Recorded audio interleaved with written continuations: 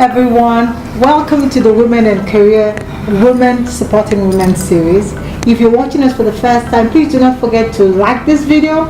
You can find us on social media at Women and Career. We can also go to our website www.womenandcareer.com.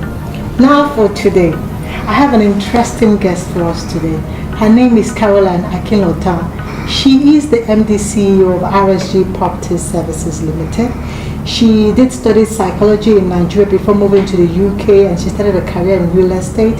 She has grown, and she's known for one of her popular blogs, which is the Diary of a Lagos State Property Agent. So today we are happy to present Caroline. Caroline, welcome. Hello, welcome. Thank you very much. So Caroline, it's really great to have you today. I know we have really chatted about Yes. but I thought this is just like friends having coffee. Yes. So I've said so much about what you do, but I think people would like to know really more about you. Okay. So I'm going to go straight for the first question. Okay. It's like, Caroline, what drives you? Why did you take on this career journey? Well, what drives me is people. I love interacting with people. This is one of the reasons I studied psychology, because there's a lot more to people than what you see. So I studied psychology and in Nigeria at the University of Ife. Thereafter, I went to the UK and I followed up at the University of Surrey. But somewhere along the line, I got derailed and ended up in property real estate.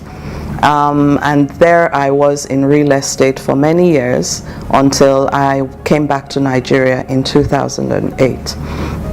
Now, even though I've been in real estate for many years, and that I enjoy real estate, I enjoy the property market, I love watching property trends around the world. Even in Nigeria, the property market is really dynamic.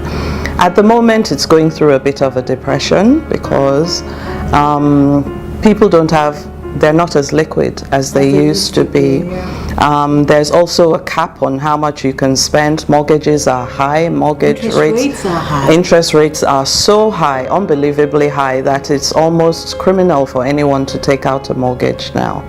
So therefore, the property market is in a bit of a dip at the moment. With regards to high-end properties, that's where you actually have the stagnation. People are still buying medium to low-end properties because they're a bit more affordable. So you'd find out that estates are coming up along the Lekki Expressway in which people are buying. So there are lots of estates along that axis. In fact, studies show that that axis is the fastest developing property axis in the whole of Africa.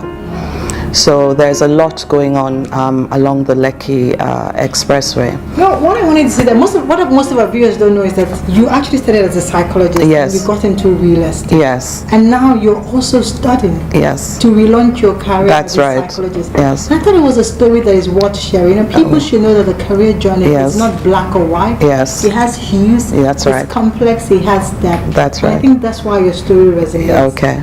And that's why I'm going to go to the next question. Okay. Which is all about your career journey, because now I would say that you're more like a multi-career person. That's right. You're not just, I can put it in a box that you're just into real estate. Yes. You're a psychologist, Yes. you're into real estate, Yes. you write. Yes. So I would say let's look at your younger self. So if there Yes. was a young lady out there, pretend Yes. it was a younger self, Yes. some 25 years ago, Yes. that wanted to take on this journey, what are the tips you share with that lady? Well, the tips I would share, I mean, you're right in that my journey is multifaceted. I didn't plan it in a way. It ended up where it did, but the most important thing is I enjoy both things I do. Beautiful. So whatever my advice to anybody would be to do something you enjoy doing. Do something you really love. You really love doing. Don't go into a career because so and so is in that career and they're making money, or that's where you'll get the fad. Everyone is doing exactly. Don't do it. Find out where your interests lie and go for it.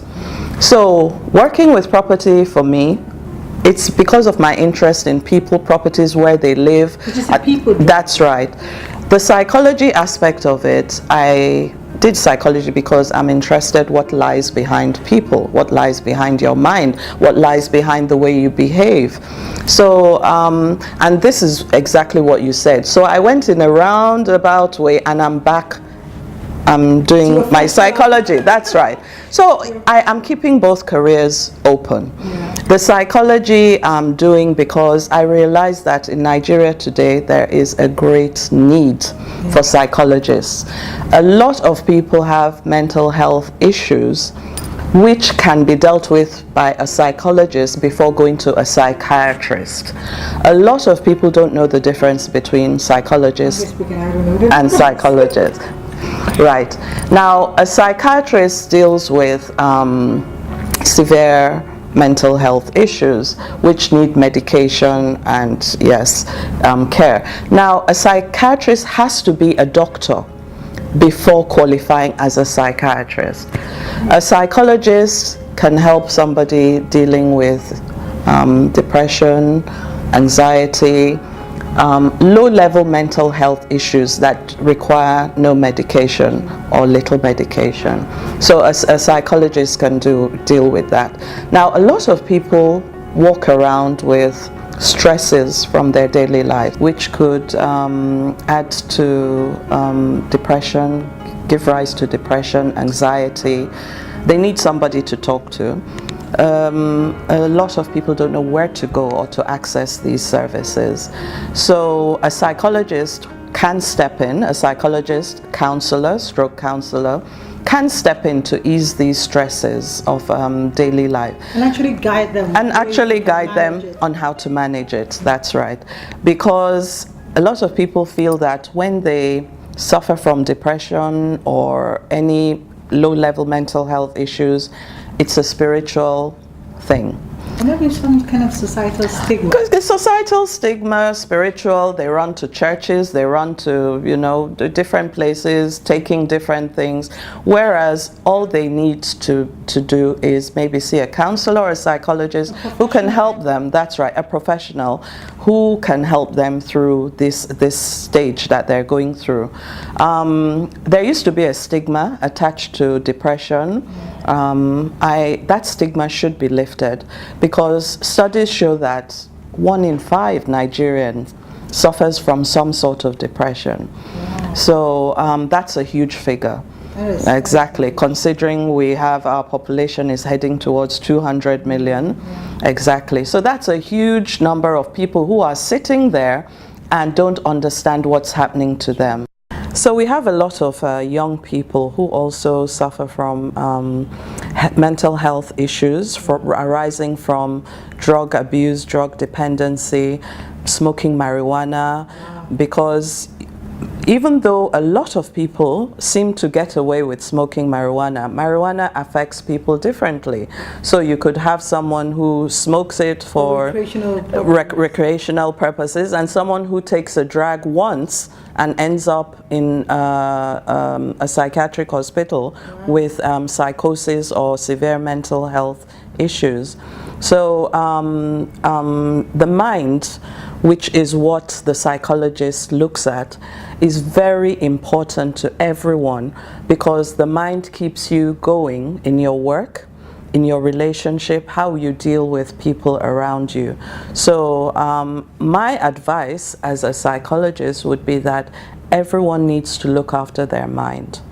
When you notice there's a problem, you're not sleeping well, you're not reacting well to things, you're feeling depressed, that's right, overwhelmed, see somebody, talk to the person. There's no stigma attached to it. In Nigeria now, we hear of people jumping off the bridges because they can't cope with things, taking their own lives, suicide. University students committing suicide is so rampant now. So people suffering from mental health issues doesn't know class, doesn't know age, doesn't know location. Anyone can suffer from mental health issues. I can see you are so passionate about it. You can like really talk about it. I really feel we need a session to really drill into it. But I'll still like to go back to my question. To talk about, not to your younger self. Now you Yeah. said it's very important to do something you're passionate about. That's right. Or you love.